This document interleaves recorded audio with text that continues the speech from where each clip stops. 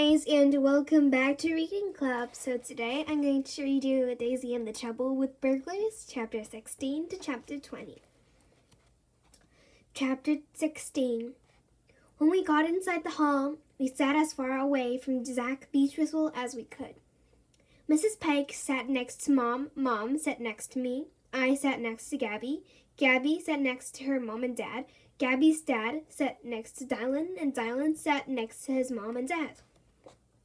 Now we changed over because I decided it would be better if the D, J, and D agency all sat together.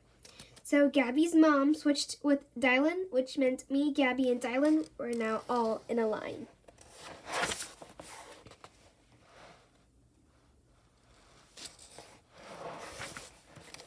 Plus, it meant that D, J, and D were all sitting in the right order. At first, I couldn't see very much at the Crime Stoppers meeting because Barry Morley's dad suddenly came along and sat down right in front of me.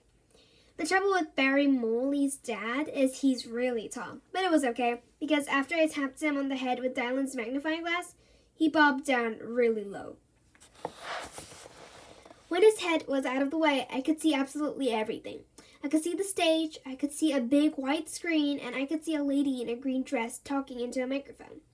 The trouble with microphones is you really need to switch them on before you start talking. Otherwise, the people at the back of the hall can't hear what you're saying. At first, I don't think the lady realized her microphone wasn't switched on because her lips were moving for ages before someone at the front of the hall finally got up onto the stage and turned it on for her. Which meant the only words we actually heard her say were Lampanique. After that, all I could hear was clapping. The trouble with clapping is it makes you start clapping too, even if you don't know why you're clapping. Luckily, a policeman walked into the stage at the same time as we were clapping, and when he took the microphone from the lady, we worked out who he was. "Good evening, ladies and gentlemen," he said. "My name is Sergeant Lampanique. Thank you so much for attending this Crime Stoppers meeting at such short notice." As soon as he said the word Crime Stoppers, I took my crime detection notebook out of my bag and winked at Gabby and Dylan. "What clues shall we tell him about first?" I whispered. "Tell him the burglars are Russian," whispered Dylan. The trouble with telling a police sergeant that burglars are Russian is you have to wait for him to stop talking first. The trouble with waiting for a police sergeant to stop talking is he doesn't flipping stop talking at all, especially at a Crime Stoppers meeting. First of all, he told everyone how long he'd been on the police force. Then he told us how much he knew about our town. Then he put loads of numbers and charts up on the big white screen. Then he started talking about burglaries that hadn't even happened in our town. They'd happened all over the country instead. Then he told us that the chances of us being burgled too were really small because the burglars had almost definitely moved on to another town and were probably doing burglaries there instead. Then he told us to padlock our sheds just in case. Then he showed us some more charts and then some more numbers and then some pictures of cakes with different colored slices. And then he talked about some squiggles that looked like a spider with wonky legs. Honestly, if we had to buy tickets to listen to him, I'd definitely have asked for my money back. Me, Dylan, and Gabby had almost fallen asleep when at last he actually said something interesting.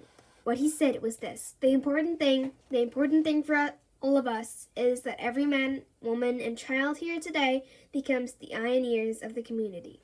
The trouble with being the eyes and ears of the community is it's definitely a full-time job.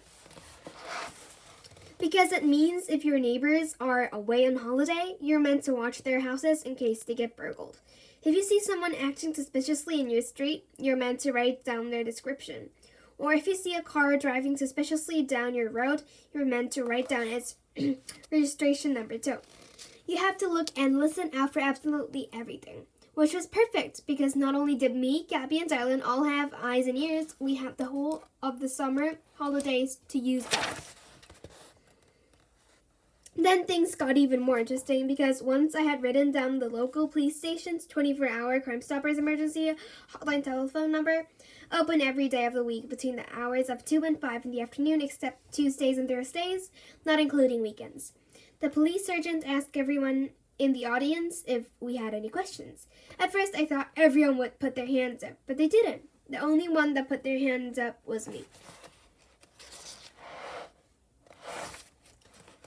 "Did you know the burglars are Russian?" I asked. And guess what? He didn't. So I put my hand up again. "Did you know the getaway driver likes polos?" I asked. And guess what? He didn't. Ask him if he knows what the reward is," whispered Gabby. "Ask him if he's wearing a bulletproof vest," whispered Dylan. "Ask him if he can tell us how many jewels have been stolen," said Gabby. "Ask him if he'd found out any arrows stuck to the carpet," said Dylan. So I did, and guess what? He didn't, and he wasn't, and he couldn't, and he hadn't.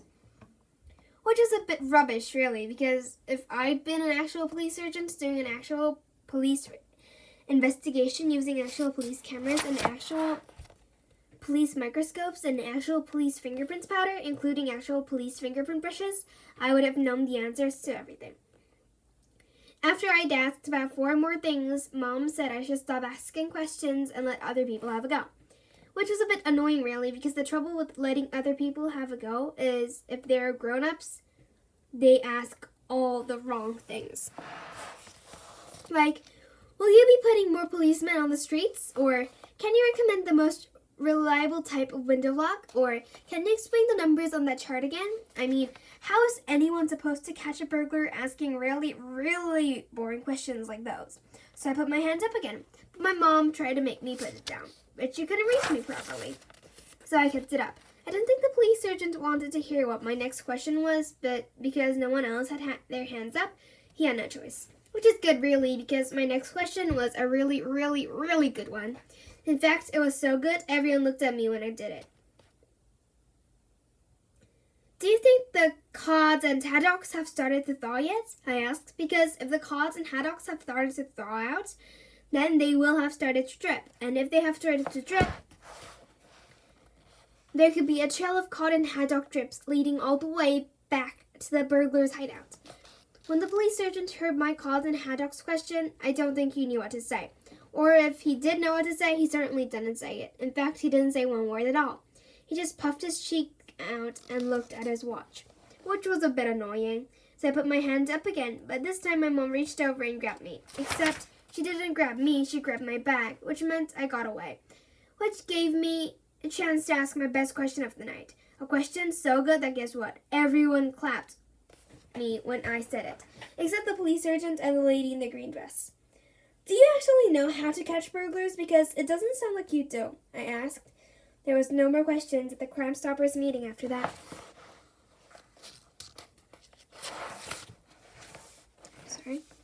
Chapter 17. When we got outside, everyone told me how good my questions had been, even grown-ups, even Zach Peachwhistle. On the way home, I started practicing being the eyes and ears of the community. Mrs. Pike told my mom that the family who lived across the road from us has actually gone on holiday to Portugal. So I was definitely going to have my eyes and ears on their house when I got home. Being the eyes and ears of the community and sitting in Mrs. Pike's car at the same time was actually quite difficult because Mrs. Pike drives much faster than Mom. The trouble with fast driving is it means you need fast eyes and ears. Eyes mostly, because the only thing my ears could hear was Mom and Mrs. Pike talking and talking and talking.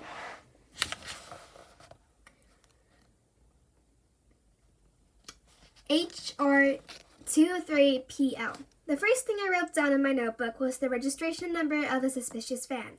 I'm not sure what was inside the van, but the doors at the back were tied together with extremely suspicious-looking strings.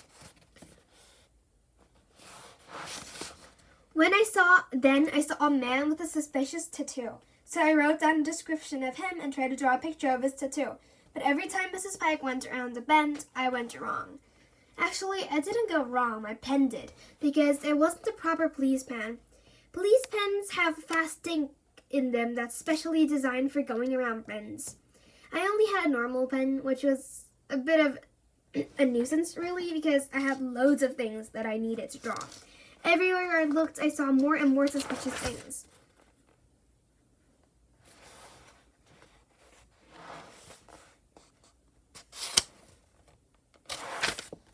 By the time we got home, my notebook had almost run out of pages. Chapter 18. As soon as I got in, I ran into the lounge and pushed an armchair over to the window. After all, if I was going to be the full-time eyes and ears of the community, I would need a comfy chair to sit on.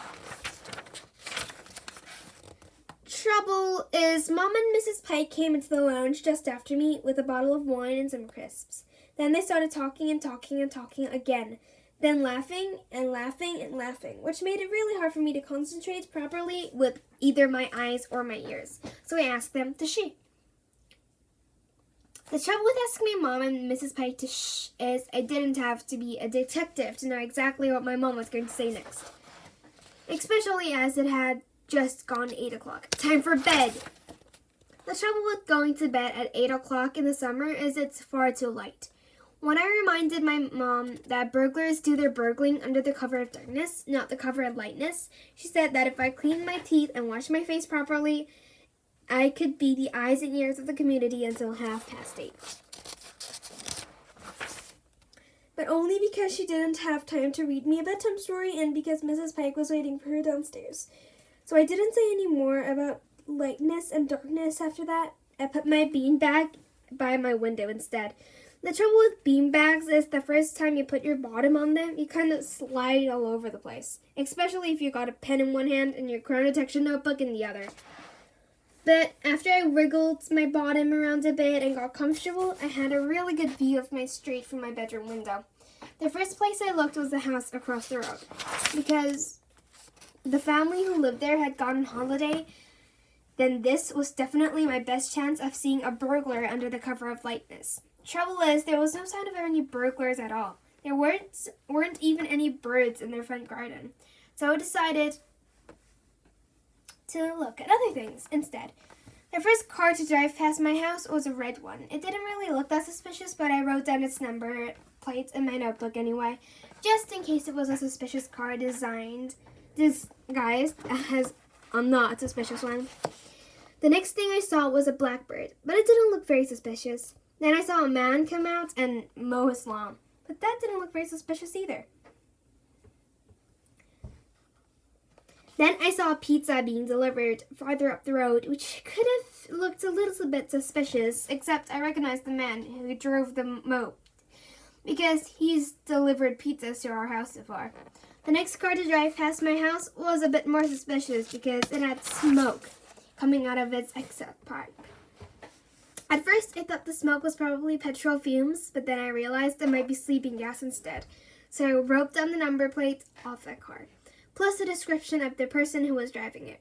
But after that, everything I could see with my eyes looked not very suspicious at all, really. Even when I opened my bedroom window so I could listen to the sounds outside, everything I could hear with my ears sounded not very suspicious either.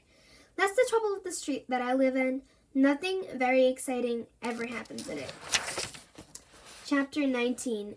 When my mom came back upstairs at 8:30, I couldn't believe half an hour had gone so quickly. My eyes and ears had only just got started. Plus, it was still light outside. When I told her that I needed more time to sit on my beanbag and watch the community and that I would go to bed when I was ready, she said I was ready for bed now. Which isn't the slightest bit true, but she still drew my curtains and gave me a kiss and went downstairs. The trouble with Mom drawing the curtains is it makes my bedroom go really dark. The trouble with Mom going downstairs is it makes me feel a little bit alone and a little bit afraid, so I put my head under my covers. The trouble with putting my head under my covers is it made things go even darker. Plus, it made my imagination start imagining what would happen if the burglars came to my house for real tonight. In the car on the way home from the Crime Stoppers meeting, my mom had told Mrs. Pike there was absolutely no way on earth that burglars would ever burgle our house because we didn't have anything in our house that was worth stealing. But I knew that wasn't true. I could think of loads of things that a burglar would want to steal if they came to my house for real tonight. Like my light-up yo-yo and my best teddy. and my Beyblades, and my new coloring set. Mama told Mrs. Pike that she could leave all the doors and windows of her house wide open all night and the burglars still wouldn't bother coming, which wasn't true either. Plus, it suddenly made me remember the window in my bedroom was still open. The trouble with your bedroom window still being open is it means burglars can get in if you don't close it.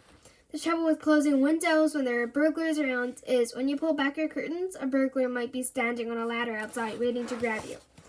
The trouble with being captured by burglars is they will steal all your favorite toys, plus they might tie you to a chair and make you eat peas with a spoon. So in the end, I decided I would definitely have to get out of bed and close my window, with the help of my second favorite teddy.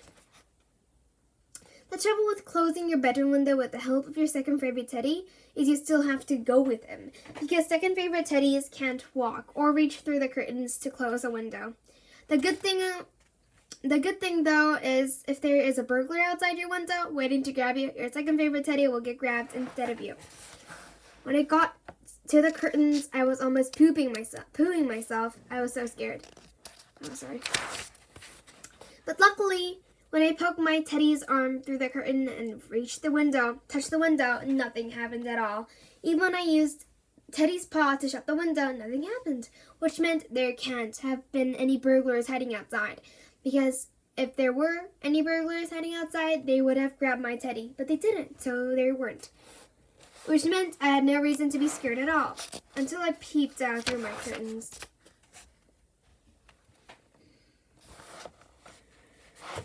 When I peeped out through my curtains, I suddenly started feeling scared all over again, because the light outside wasn't anywhere near as light as it was before. In fact, the light outside had almost turned to dark. So almost dark, the street lights had come on, which meant that the shadows had started to come out too. Which meant that any moment now, everything outside my house would be gulp. Under the cover of darkness. Chapter 20.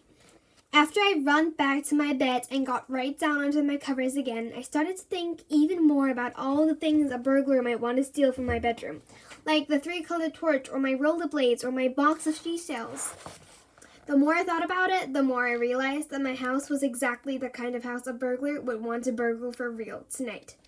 Then I had an even worse thought. What if the burglars had gone to the Crime Stoppers meeting that evening? What if they disguised themselves as English people and sat right up close to me, Gabby, and Dylan? If they had, they would have seen our crime detection notebook and our magnifying glass. Plus, they would have heard me telling Sergeant Pennick about all the clues we'd found. If the burglars had heard about all our clues, then they would know for sure that we were on their trail. Then I had an even worse thought. What if they followed Mrs. Pike's car home after the Crime Stoppers meeting? What if they knew where I lived? If they knew where I lived, they would know how to capture me and where to steal my crime detection notebook from. What if they were coming to steal our notebook tonight, as well as my light-up yo-yo, my best teddy, my Beyblades, my new coloring set, 3-color torch, rollerblades, and seashells? I know it sounds strange, but there was only one thing I could do. I know it sounds strange, but there was only one thing I could think of to do. Borrow a packet of Doritos. Well, that was the end of this channel. If you liked it, please click many likes and subscribe, read, and clap. I'll come back later with the new and improved channel. Bye, everybody!